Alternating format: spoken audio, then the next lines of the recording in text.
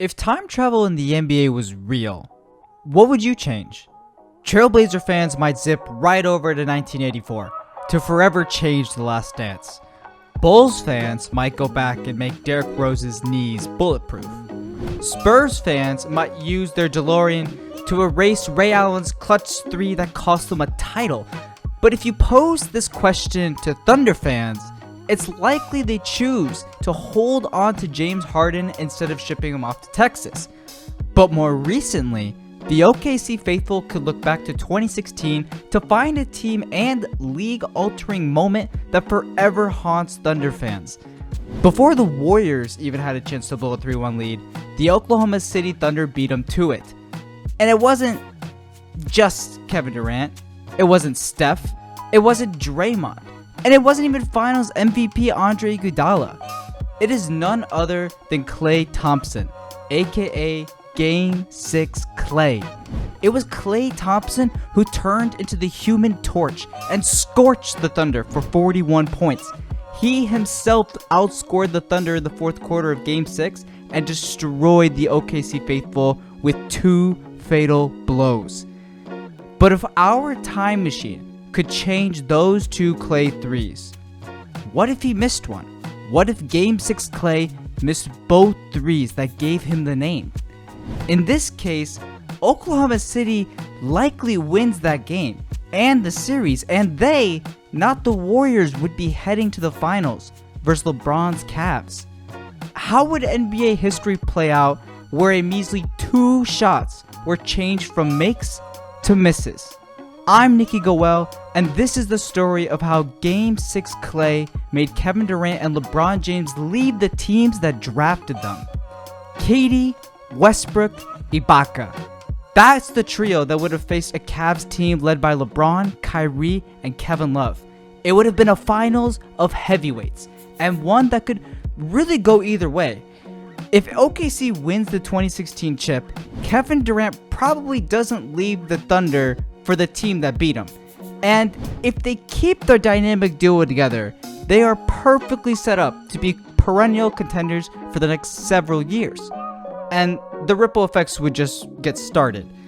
OKC doesn't trade for Paul George, Westbrook and Chris Paul don't swap places, and we would see KD's reputation very differently. Maybe instead of a snake, KD could have turned into the American Eagle. OKC fans wouldn't have called him soft. Instead, he'd be their savior. Instead of wearing t-shirts of cupcakes, they'd be ready to crown him the best player in the league. And Durant avoids the rainfall of petty tweets. No more talk of cupcakes, villains, snakes, at least in our timeline. After the fact, KD has implied many times that Westbrook was part of what drove him away. So it's entirely possible that KD still leaves OKC through free agency or demanding a trade a la AD. But since it'd be after 2016, the Warriors would be out with their new contracts to Steph, Klay, and Dre. The Big Four would have never happened. After the Warriors, the Boston Celtics were one of the finalists for the KD sweepstakes. If Durant eventually gets fed up with Westbrook down the line, would he have donned Celtic green? They'd potentially be trotting out a lineup featuring Isaiah Thomas, Al Horford, Jaylen Brown, Jason Tatum, and Kevin Durant. That's a team that could take down LeBron in the East. Speaking of LeBron in the East, let's go back to those Cavs. In our parallel universe, LeBron, Kyrie, and company are much more well-equipped to handle whoever comes out of the West. Keep in mind, the Cavs made the finals again in 2017. And even after trading away Kyrie, LeBron still carried the Cavs to the finals again in 2018. That means no Warriors super team for 2017 or 2018. In that world, we might be talking about a Cavs dynasty, one that could have won 3 straight titles. They certainly wouldn't have blown it all up and traded Kyrie in 2017 if they went back to back. The Kyrie Isaiah Thomas blockbuster trade was meant to set the Cavs up for the post-LeBron era. After all, the King likely wouldn't be too inclined to take his talents to LA while the Cavs were still winning. This also has a mammoth of an effect on LeBron's legacy. He wouldn't be known for a losing finals record. Instead, he very well could be approaching Jordan's 6 rings, and he would have an even stronger argument for being the GOAT. We didn't forget about the Warriors in all of this. Even with KD, they'd still be a good team.